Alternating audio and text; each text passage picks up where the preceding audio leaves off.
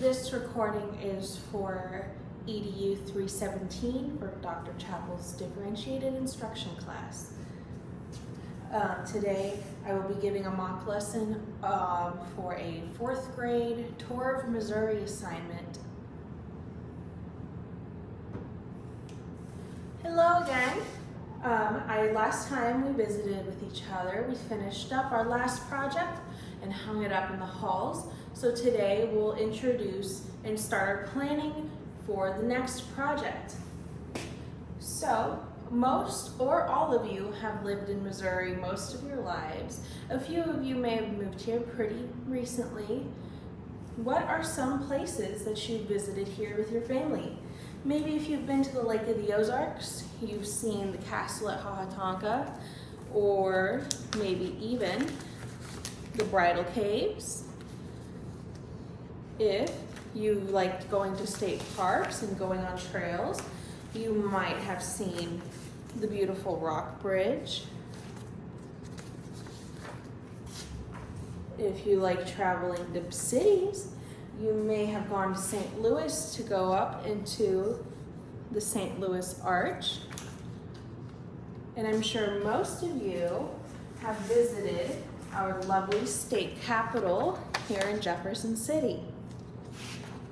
And those are all really fun places. I'm sure some of you have had really great moments with your family at. And I'm sure some of you have also had really great moments outside exploring nature with your families, or maybe even looking at these particular magazines. Things like deer, bullfrogs, and maybe you've heard about some of our state animals, like the mule, the bluebird, and if you'll recall, we even have our own state dinosaur. So there are plenty of things for you guys to appreciate about the state of Missouri. But what does any of this have to do with our next project? Well, for our next project, you'll be taking the school on a tour of Missouri with your artwork. We'll have an entire hallway dedicated to the 4th grade's work, where we'll hang up your assignments, which will be specifically of elements of Missouri that have meaning to you. You've been there, you've seen them with your parents or your siblings or people you care about, and you'd like to make some creative artwork with. So today we're starting tour of Missouri. Now, before we move on, I'm going to tell you our goal for this assignment. Your goal for this assignment is going to be to create a creative piece that communicates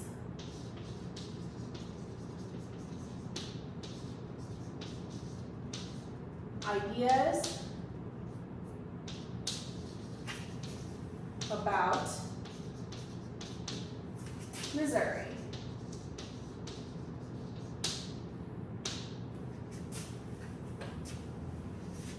So,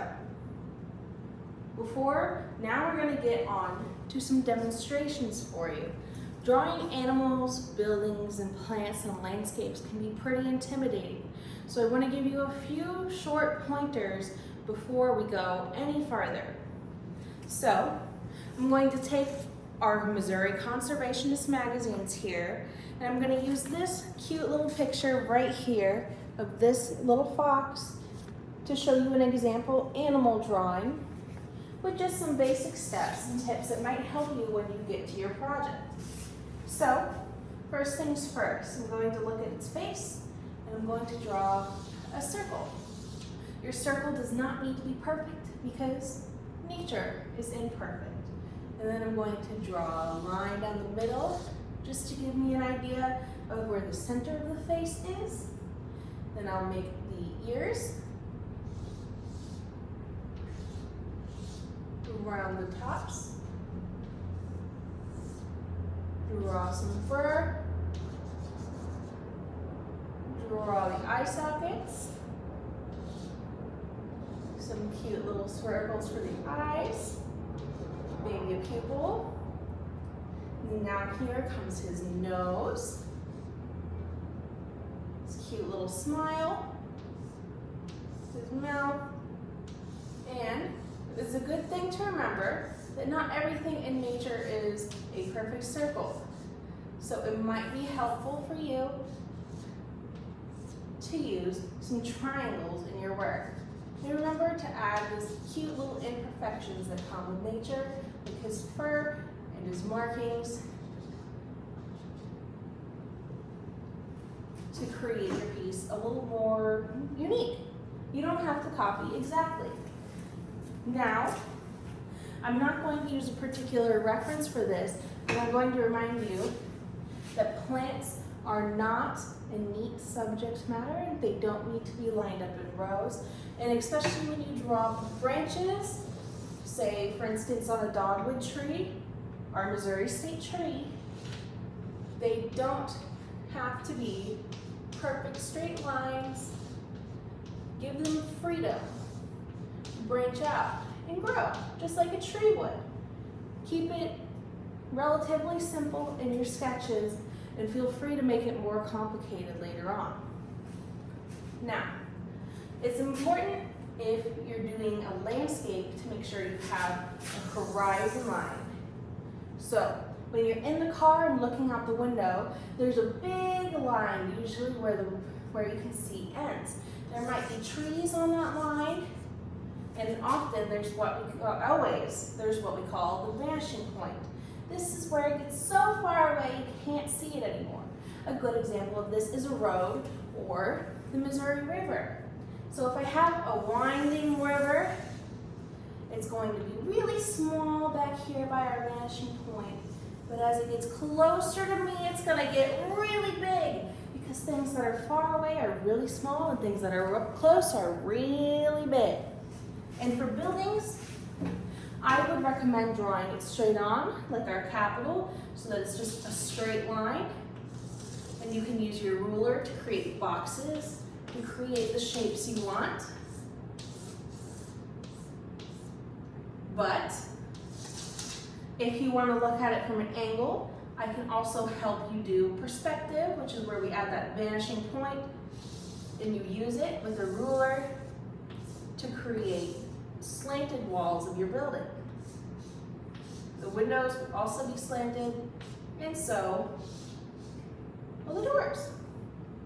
Now, that is a little bit advanced for us here in the 4th grade, so we will probably avoid that, but if you are interested, I would be more than happy to help you along. Now, I want you, while we talk about our rubric here, to start writing down some ideas you have and making some small sketches on the perimeter of the paper I have placed in front of you at your table. You should all have an 8 by 11 sheet of paper just like this. I would recommend writing your name at the top, leaving a space here for your statement, which we'll talk about in a second. And I would start making small sketches and writing down your ideas around the edge of the page. Save the middle. We're going to make your final sketch in the end, 30 minutes or so of class, so you can turn it in, and we'll begin on the final project the next time I see you. So, we have a rubric here. We've got 3 categories: neatness, planning, and the final project. The final project portion is empty. We will be looking at that next class, so you don't get too hung up on it while you're doing your planning today.